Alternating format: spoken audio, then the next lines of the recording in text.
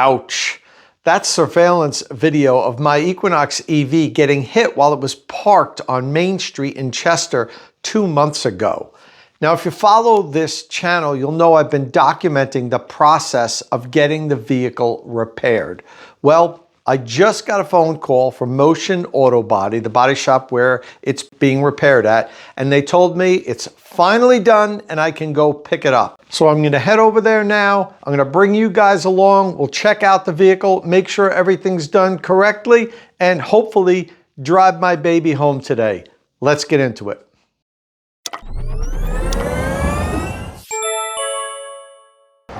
All right, so I'm here at Motion Auto Body 2 in Lake Opakong, New Jersey. This is where the Equinox was repaired, and I just pulled into the lot and I see it's out here. They have it ready for me to pick up. So let's take a quick look at it. Right over there, but I'm actually gonna go in the office now, get the paperwork, sign for everything, get my key, and then we'll come out and take a look at it.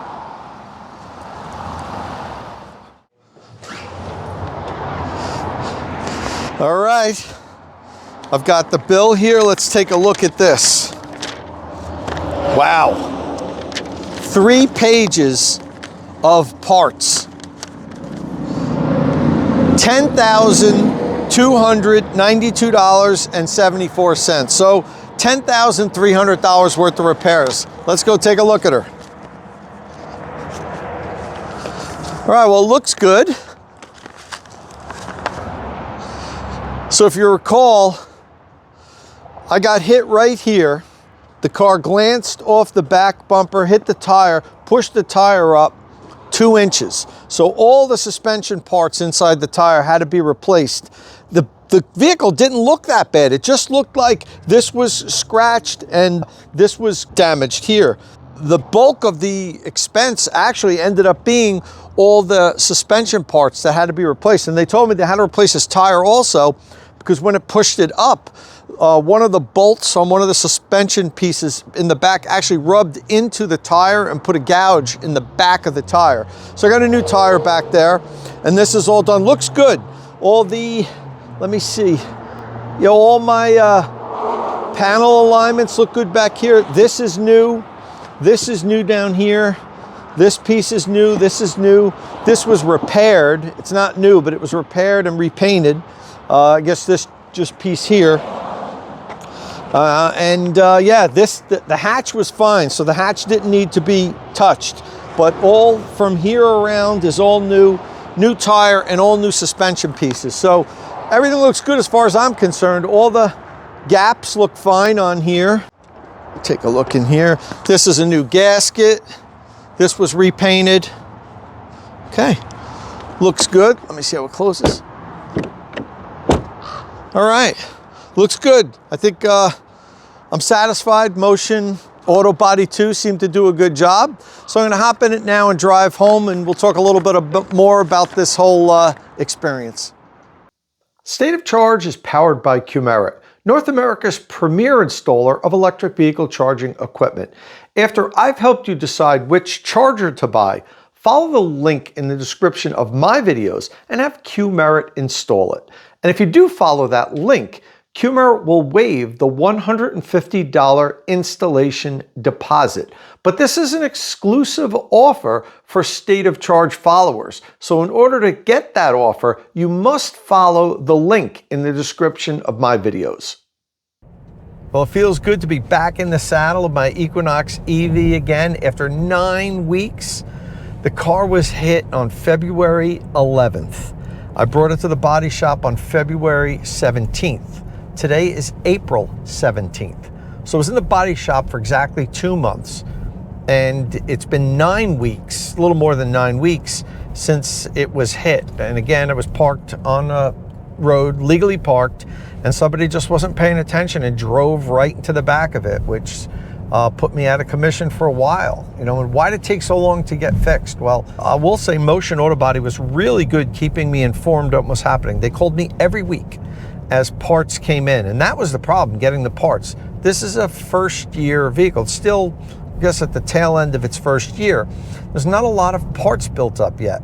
It had nothing to do with the fact that it was an electric vehicle, because none of the parts that were replaced had anything to do with it being an EV. It was suspension parts and body panels.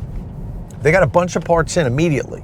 And then there was like 4 or 5 suspension parts that wasn't available yet. And they kind of trickled in.